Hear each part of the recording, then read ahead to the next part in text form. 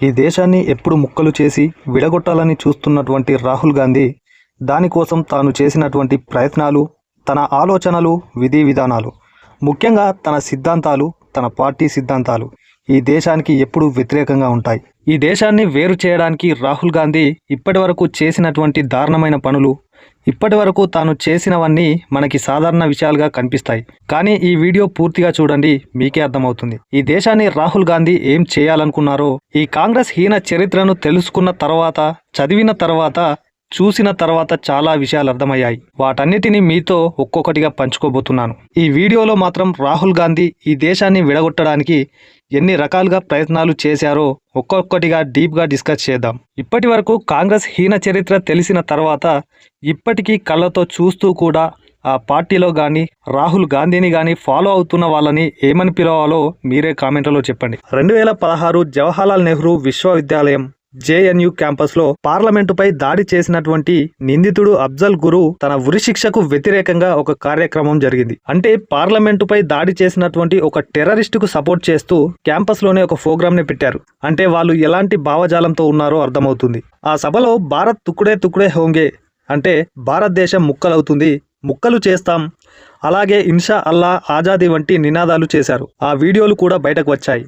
ఈ వివాదంపై దేశంలో పెద్ద దుమారమే రేగింది. దీనిపై ఢిల్లీ పోలీసులు దేశద్రోహం కేసు నమోదు చేసి కన్నయ్య కుమార్ వంటి విద్యార్థి నాయకులను అరెస్టు చేశారు. కన్నయ్య కుమార్ ముస్లిం వ్యక్తి కాదు, కానీ కాంగ్రెస్ పార్టీకి సంబంధించిన వ్యక్తి, విద్యార్థి నాయకుడు. వీళ్ళ వెనుక ఉన్న మాస్టర్ మైండ్ రాహుల్ గాంధీ. ఇంకేముంది, ఈ విషయం పైన కాంగ్రెస్ పార్టీ రంగంలోకి దిగింది. ఈ అంశాన్ని దేశ వ్యతిరేక చర్యగా కాకుండా భావ ప్రకటన స్వేచ్ఛ, ఫ్రీడమ్ ఆఫ్ ఎక్స్ప్రెషన్ గా అలా మాట్లాడడం వాళ్ళ హక్కుగా చూపించడం మొదలుపెట్టింది. రాహుల్ గాంధీ ఇంతటితో ఆగకుండా కాంగ్రెస్ ఉపాధ్యక్షుడిగా ఉన్న రాహుల్ గాంధీ నేరుగా జేఎన్యూ క్యాంపస్ కు వెళ్లి విద్యార్థులకు సంఘీభావం ప్రకటించాడు. ప్రభుత్వం విద్యార్థుల గొంతు నొక్కుతుంది అని విమర్శించాడు. అంటే రాహుల్ గాంధీ డైరెక్ట్ గానే దేశ వ్యతిరేక భావజాలం కలిగినటువంటి వ్యక్తులకు, టెర్రరిస్టులకు సపోర్ట్ చేశాడు. అంటే ఇక్కడే మనకు అర్థమైంది దీని వెనుక ఉండి గేమ్ ఆడేది రాహుల్ గాంధీ అని. నినాదాలు చేసినంత మాత్రాన అది దేశద్రోహం కిందకు రాదని, హింసను ప్రేరేపిస్తేనే అది నేరమని కాంగ్రెస్ వాదించింది. అసలు వాళ్ళు చేసింది తప్పే కాదు అన్నట్టుగా నార్మలైజ్ చేసింది. వాళ్ళపై చర్యలు తీసుకొనివ్వకుండా వాళ్లకు సపోర్ట్ చేస్తూ వాదించింది. ఇలా డైరెక్ట్ గా దేశద్రోహులకు, దేశ వ్యతిరేకులకు సపోర్ట్ చేయడంతో వాళ్లకు కాంగ్రెస్ పార్టీ ఒక వరంలా మారింది. దీంతో దేశంలో చాలా చోట్ల కాంగ్రెస్ పార్టీ మీటింగ్స్ లో, అలాగే చాలా చోట్ల మతపరమైన కార్యక్రమాలలో దేశాన్ని అవమానించడం, పాకిస్తాన్కి సపోర్ట్గా నినాదాలు చేయడం ఎక్కువగా జరిగాయి. ఇవన్నింటికి రాహుల్ గాంధీ డైరెక్ట్ గా, ఇండైరెక్ట్ గా సపోర్ట్ చేశాడు. తుకుడే తుకుడే గ్యాంగ్ అనే పదం పుట్టింది ఇక్కడే. దేశాన్ని ముక్కలు చేయాలనుకునే వారికి కాంగ్రెస్ మద్దతిస్తుంది. కాంగ్రెస్ దేశ వ్యతిరేక శక్తులకు పక్షపాతిగా ఉందని ప్రజలకు అర్థమైంది. ప్రజలు సాధారణంగా భావ ప్రకటన స్వేచ్ఛ కంటే కూడా దేశ భద్రత మరియు జాతీయ గౌరవానికే ప్రాధాన్యత ఇస్తారు. కాంగ్రెస్ నాయకులు కన్నయ్య కుమార్ వంటి వారితో వేదికలు పంచుకోవడం, నినాదాలు తీవ్రంగా ఖండించకపోవడం వల్ల కాంగ్రెస్ దేశాన్ని విభజించే శక్తులకు వెన్నుదన్నగా నిలుస్తుంది అనే భావన ప్రజల్లో వచ్చింది. ఈ ఘటన కాంగ్రెస్ కు ఒక గుణపాఠంగా మారిందని చాలా మంది మేధావులు అనుకున్నారు. కానీ రాహుల్ గాంధీ తనకు, తన పార్టీకి ఎలాంటి ఇంపాక్ట్ చూపలేదన్నట్టుగా వ్యవహరించాడు. ఎందుకంటే ఇదంతా నడిపించిందే రాహుల్ గాంధీ కాబట్టి. ఈ ఇష్యూ చాలా చిన్నదిగా కనిపించవచ్చు, కానీ రాహుల్ గాంధీ డైరెక్ట్ గా ఇలాంటి వాళ్ళకు సపోర్ట్ చేయడంతో అలాంటి దేశద్రోహులు, దేశ వ్యతిరేకులు చాలా మంది తయారయ్యారు. ఇక ఉగ్రదాడులు జరిగినప్పుడు ఏ దేశంలోనైనా ప్రజలు భావోద్వేగానికి లోనవుతారు. ఆ సమయంలో ప్రజలు ఆశించేది ఐక్యత. కానీ ఇక్కడే రాహుల్ గురించి మాట్లాడుకోవాలి. ఉగ్రదాడి జరిగిన వెంటనే ఉగ్ర సంస్థలను లేదా పాకిస్తాన్ను గట్టిగా హెచ్చరించడం మానేసి కేంద్ర ప్రభుత్వంపై ఇంటెలిజెన్స్ ఫెయిల్యూర్ అని విమర్శలు చేయడంపై దృష్టి పెడతాడు. ఇలాంటప్పుడే ప్రజలకు దేశం కంటే వీరికి రాజకీయాలే ముఖ్యమా అనే సందేహాన్ని కలిగిస్తుంది.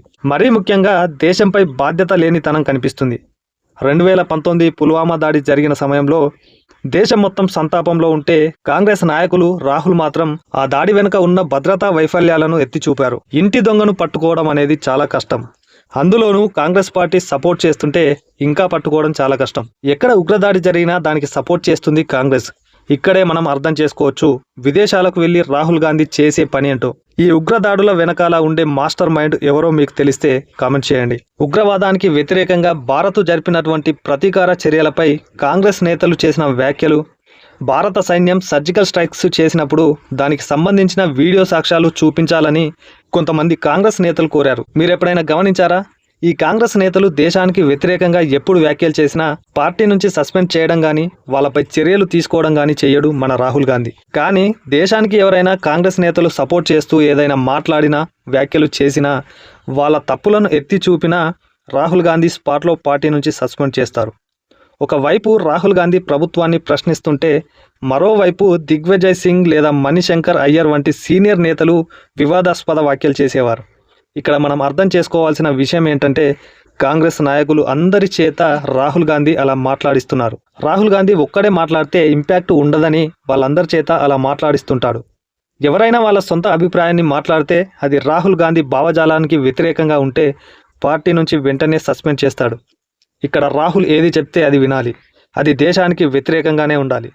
26/11 ముంబై దాడుల విషయంలో కూడా ఆర్ఎస్ఎస్ హస్తం ఉంది అనే అర్థం వచ్చేలా కొందరు నేతలు పుస్తకాలను విడుదల చేశారు. పాకిస్తాన్ వైపు వేలు చూపకుండా సొంత దేశంలోని సంస్థలను విమర్శించారు. ఇందులో పాకిస్తాన్ వాళ్ళ హస్తం లేదని పాకిస్తాన్ని వెనకేసుకొచ్చారు. ఓటు బ్యాంకు రాజకీయాల కోసం ఉగ్రవాదం విషయంలో కాంగ్రెస్ సపోర్టుగా ఉంటుంది. రాహుల్ గాంధీ తన స్వార్థం కోసం దేశ ప్రయోజనాలను కూడా పణంగా పెడుతున్నాడని ప్రజలకు అర్థమైంది. కాంగ్రెస్ నేతల వ్యాఖ్యలను పాకిస్తాన్ మీడియా, అక్కడి పాలకులు వాళ్లకు అనుకూలంగా వాడుకున్నారు. ఒక్కోసారి రాహుల్ని చూస్తుంటే పాకిస్తాన్ ఓటర్ల కోసం మాట్లాడుతున్నట్టుగా అనిపిస్తుంది.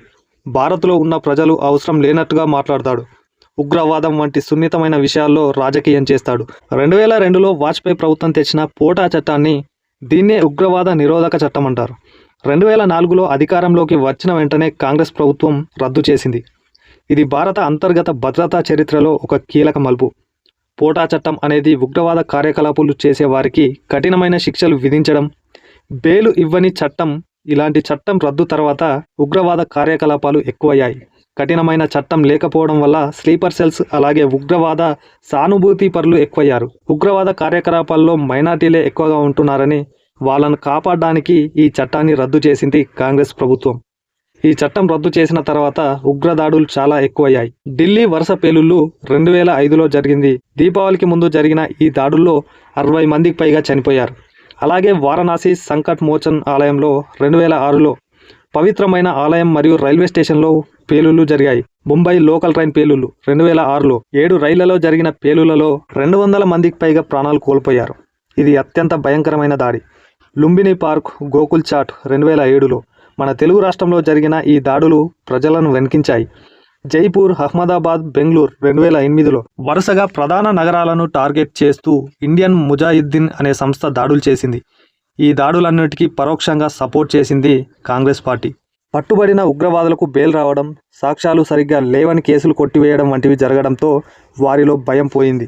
ఉగ్రదాడులు జరిగినప్పుడు పాకిస్తాన్ వైపు వేలు చూపడం కంటే దేశీయంగా ఉన్న కొన్ని శక్తులపై సాఫ్రాన్ టెర్రర్ అని, హిందూ టెర్రర్ అని చెప్పి హిందువులపై నెట్టడానికి ప్రయత్నించారు. ఉగ్రవాదం అనేది అన్ని వైపుల నుండి ఉందని వాదించారు. ఉగ్రవాదానికి అసలు మతమే ఉండదని చెప్పుకుంటూ వాళ్ళని వాళ్ళు సమర్థించుకోవడానికి హిందువులను ఉగ్రవాదులుగా చేశారు. పోటా రద్దును సమర్థించుకోవడానికి కాంగ్రెస్ ఒక లాజిక్ వాడేది. పోటా చట్టం ఉన్నప్పుడే పార్లమెంట్పై దాడి జరిగింది. ఇంకా అక్షరాధామ్ ఆలయంపై దాడి జరిగాయి కదా అని, మరి ఆ చట్టం ఉంటే దాడులు ఆగాయా అని ప్రశ్నించేవారు. అంటే చట్టం వల్ల ఉగ్రవాదం ఆగదు అనేది వారి వాదన. అంటే కాంగ్రెస్ వాళ్ళ ఉద్దేశం ఏంటంటే పోలీసులు ఉన్నప్పటికీ నేరాలు జరుగుతున్నాయి కాబట్టి అసలు పోలీసు వ్యవస్థనే తీసేద్దాం అనేలా ఉంది. ఇంకా క్లియర్గా చెప్పాలంటే ఈ కాంగ్రెస్ వాళ్లకు ఉగ్రవాదులకు ఎలాంటి సంబంధం ఉందంటే వాళ్ళని కాపాడడానికి పార్టీ పెట్టినట్టుగా ఉంటుంది. ఉగ్రవాదాన్ని ఆపడానికి ఎలాంటి చట్టాలు అవసరం లేదు. ఎలాంటి చట్టాలు పెట్టినా ఉగ్రదాడులు జరుగుతూనే ఉంటాయి. అందుకని ఎలాంటి చట్టాలు అవసరం లేదు అని, అవి జరుగుతూనే ఉంటాయి అని చెప్పి సమర్థించుకుంటారు. వీళ్ళలాంటి మూర్ఖులు మనకి ప్రపంచంలో ఎక్కడా కనిపించరు. రాహుల్ గాంధీ లాంటి ఒక సైకో మన దేశానికి ప్రైమ్ మినిస్టర్ చేయాలని విపరీతమైన ప్రయత్నాలు చేస్తున్నారు. ఆ సైకోగాడు మాత్రం పీఎం అయితే మన దేశం పరిస్థితి ఎంత దారుణంగా మారుతుందో ఒక్కసారి ఆలోచించండి. జై హింద్.